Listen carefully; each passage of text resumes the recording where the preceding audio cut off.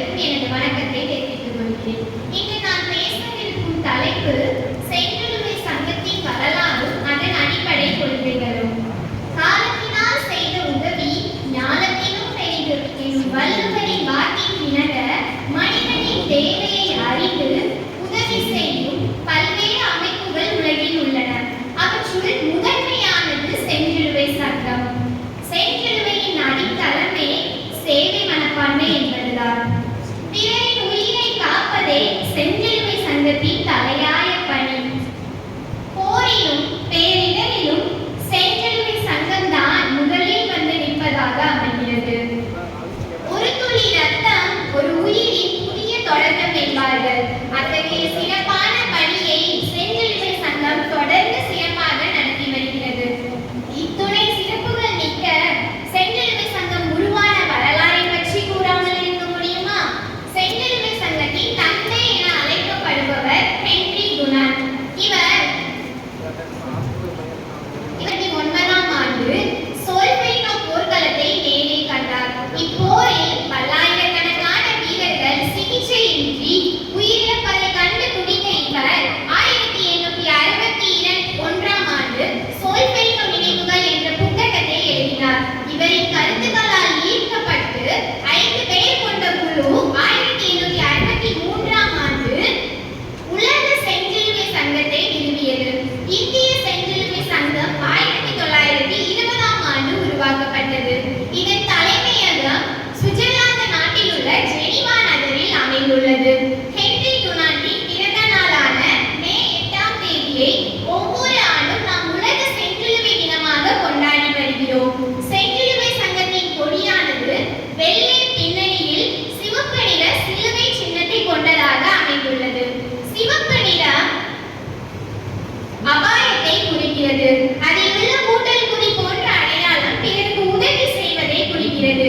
அபாய நிலையில் உள்ள மக்களுக்கு உதவுவதே செஞ்சிலுவை சங்கத்தின் நோக்கமாகும். இச்சங்கத்தின் குறிக்கோள் நல்வாழ்வு, நற்புறவு, நற்கொண்டு என்பனவாகும். போர் வேண்டாம், அமைதிதான் வேண்டும் என போராடும் அமைப்புகளுள் முக்கியமானது செஞ்சிலுவை சங்கம்.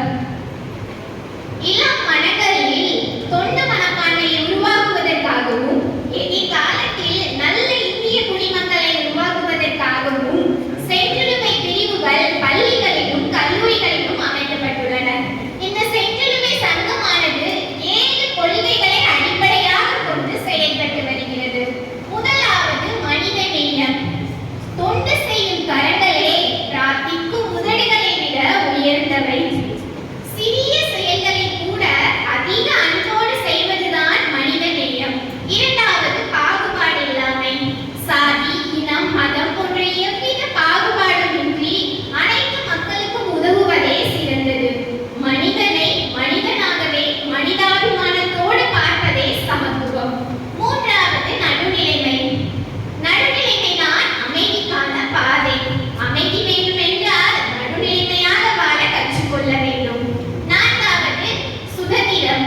சுதந்திரமின்றி சேவை வளராது. சுதந்திரமாக செயல்பட்டால் தான் வெற்றி என்பது கைகூடும். ஐந்தாவது தன்னார்வ சேவை. மனதார ஒருவருக்கு செய்யும் உதவிதான் மகிழ்ச்சியை தரும்.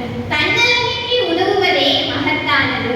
தன்னார்வ சேவை இச்சமூகத்தை நிச்சயமாக மாற்றும். ஆறாவது ஒற்றுமை. ஒற்றுமைதான் இச்சமூகத்தை மாற்றும் ஒரு பெரிய சக்தி. ஒன்றாக சேர்ந்து செயல்பட்டால் இவ்வுலகில் சாத்தியமில்லாதது எதுவும் இல்லை. ஏழாவது உலகளாவிய தன்மை. இவ்வுலகமே ஒரு குடும்பம். அன்பிற்கு எல்லைகள் இல்லை. உலக சேவைதான் உயர்ந்த கடமை என்ற கொள்கைகளை கொண்டு செஞ்சிலுவை சங்கம் செயல்பட்டு வருகிறது. நாம் பிறருக்கு செய்யும் சிறிய உதவி கூட பெரிய மாற்றத்தை நிகழ்த்தும். உதவி